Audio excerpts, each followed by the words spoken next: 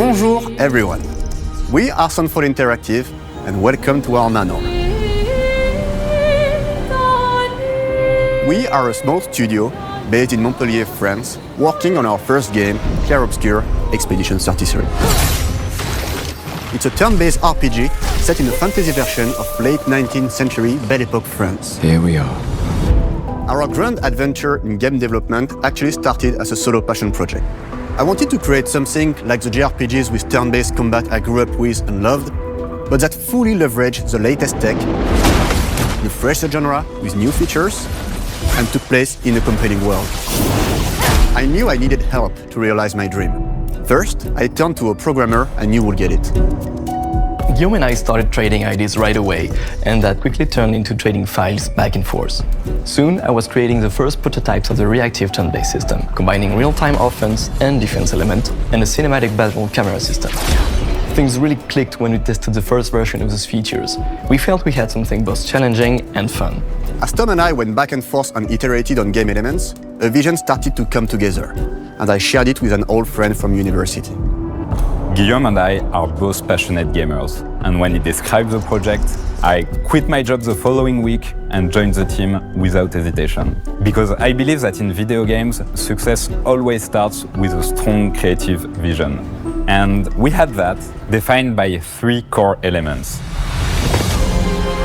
A story with great emotional depth, gameplay that innovates on the classics we love, and a world that is completely original, beautiful, and immersive. We founded Sandfall Interactive on these tenets: a group of friends with a shared vision and the drive to make something great. This too is your legacy. Core to every great RPG is a compelling story. And Guillaume and I spent 4 years intensively developing and refining ours. And that started with the hook. 67 years ago, a massive slumbering paintress and a monolith appeared with no warning. Once a year, the paintress wakes and paints a number on her monolith, and everyone who has passed that age is erased. Every year, that number ticks down, and everyone dies younger and younger.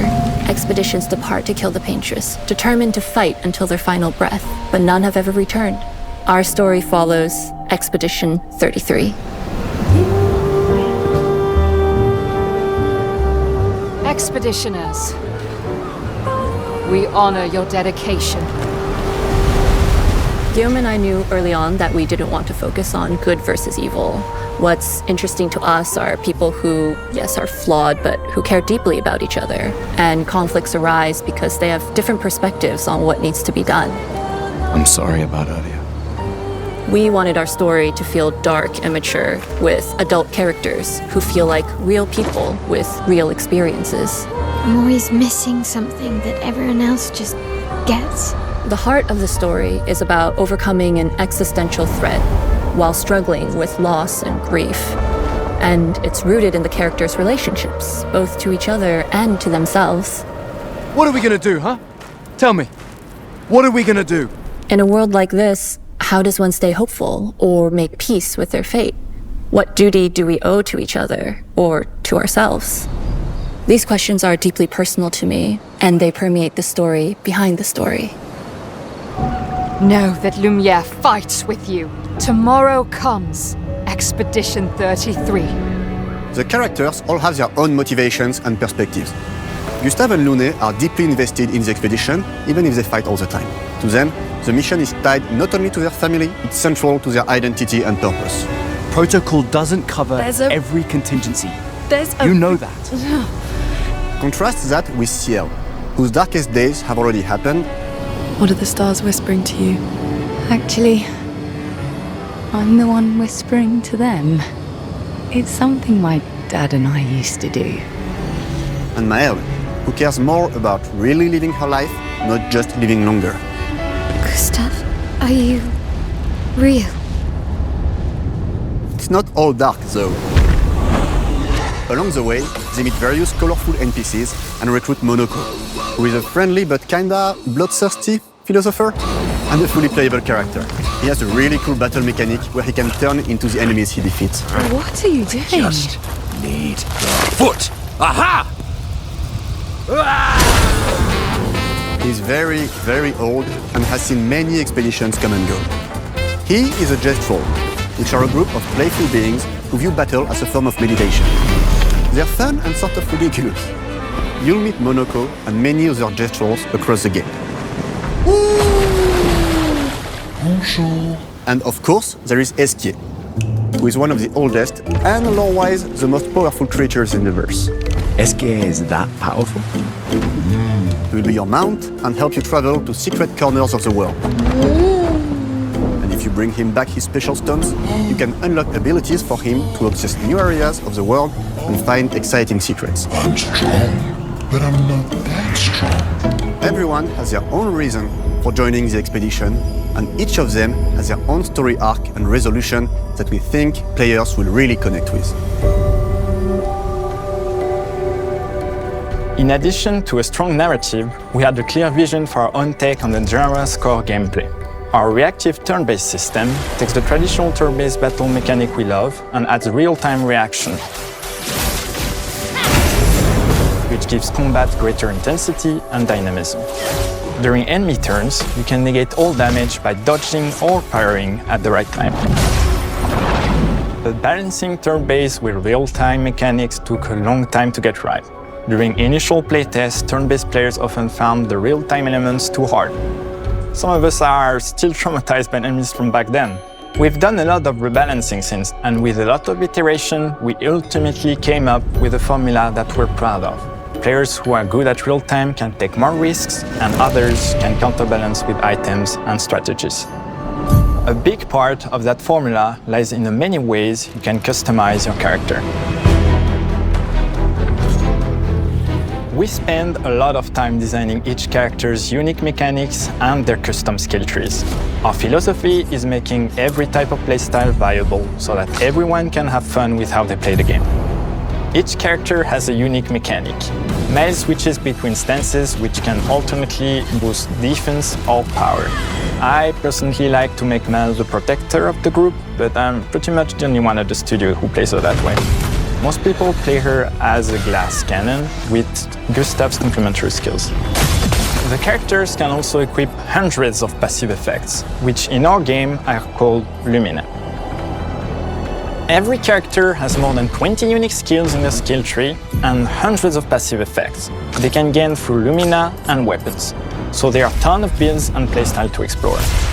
Needless to say, we can't wait to see how you choose to play and what kinds of build you'll design that we probably never even imagined.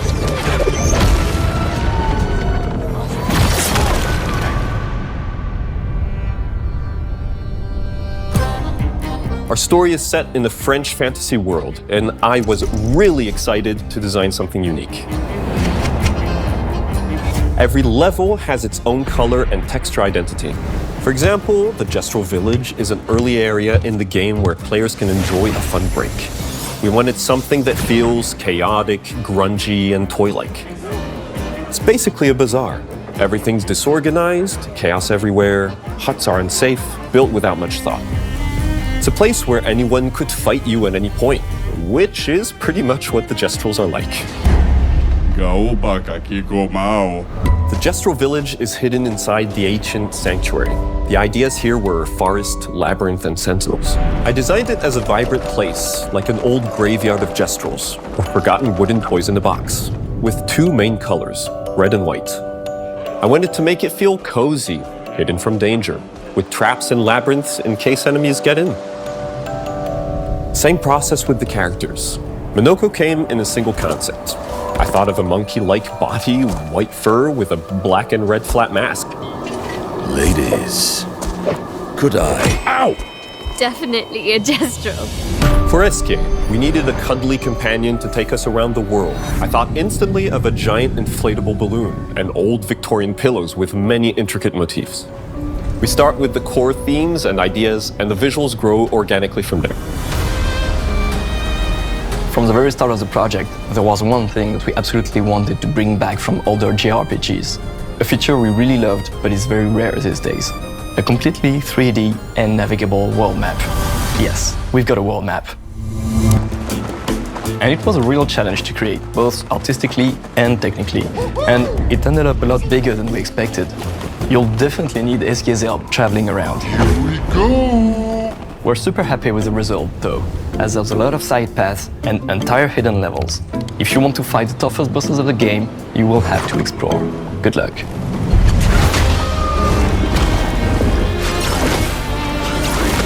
We've poured our hearts and souls into this game for the past 4 years. That's why we're delighted to announce that Expedition 33 launches on April 24th on Xbox Series X and S and is available day one with Xbox Game Pass. You can already wishlist the game and follow us for more info. We are super excited to invite you into the world of Expedition 33. We are a small, passionate team, it's our debut game, and we can't wait for you to discover our story, our world, and our take on the turn-based genre. On behalf of everyone at Sandfall, thank you for joining us. Tomorrow comes. Demain viendra. Tomorrow comes. Demain viendra. Demain viendra. Tomorrow comes.